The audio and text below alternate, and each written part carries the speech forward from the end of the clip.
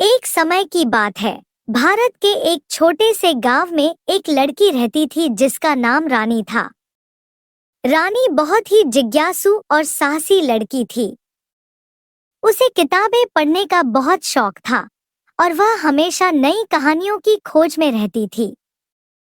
एक दिन रानी अपनी दादी के पुराने संदूक में खोजबीन कर रही थी जब उसे एक पुरानी और धूल से भरी हुई किताब मिली। किताब पर कुछ अजीब से चमकते अक्षर लिखे थे, जादुई जंगल की कहानियां।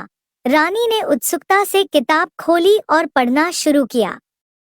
जैसे ही रानी ने किताब का पहला पन्ना पलटा, उसने खुद को एक घने और हरे भरे जंगल में पाया। चारों ओर पक्षियों की चहचहाहट और रंग बिरंगे फूलों की खुशबू फैली हुई थी। रानी को यकीन नहीं हो रहा था कि वह किताब के अंदर पहुंच गई थी। जंगल में चलते चलते रानी की मुलाकात एक छोटी और प्यारी परी से हुई जिसका नाम पंखुड़ी था।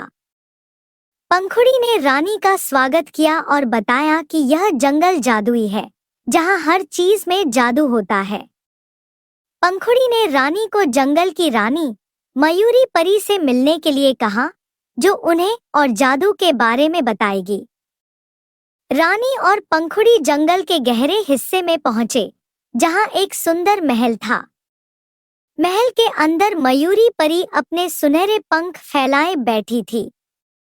मयूरी परी ने रानी को बताया कि इस जादुई जंगल की रक्षा करने के लिए उन्हें एक विशेष अमृत की जरूरत है, जो केवल एक बहादुर और सच्चे दिल वाले इंसान को मिल सकता है।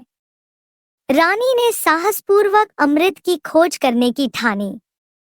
उसने मयूरी परी से रास्ता पूछा और पंखुड़ी के साथ अमृत की खोज में निकल पड़ी। रास्ते में उन्हें कई चुनौतियों का सामना करना पड़ा, लेकिन रानी ने हार नहीं मानी। कई कठिनाइयों के बाद रानी ने आखिरकार अमृत प्राप्त कर लिया।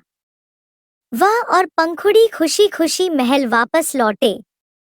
मयूरी परी ने रानी को धन्यवाद दिया और कहा कि उसकी बहादुरी और सच्चे दिल ने जंगल को बचा लिया है। जादुई जंगल की यात्रा के बाद रानी ने मयूरी परी से विदा ली और किताब के माध्यम से वापस अपने गांव लौट आई। वह बहुत खुश थी और उसे अब किताबों से भी ज्यादा जादू का विश्वास था। रानी की इस जादुई यात्रा ने उसे सिखाया कि साहस और सच्चाई से हर मुश्किल को पार किया जा सकता है। वह अब और भी जिज्ञासु और साहसी बन गई थी और अपनी दादी की किताबों में नए रोमांच ढूंढने लगी।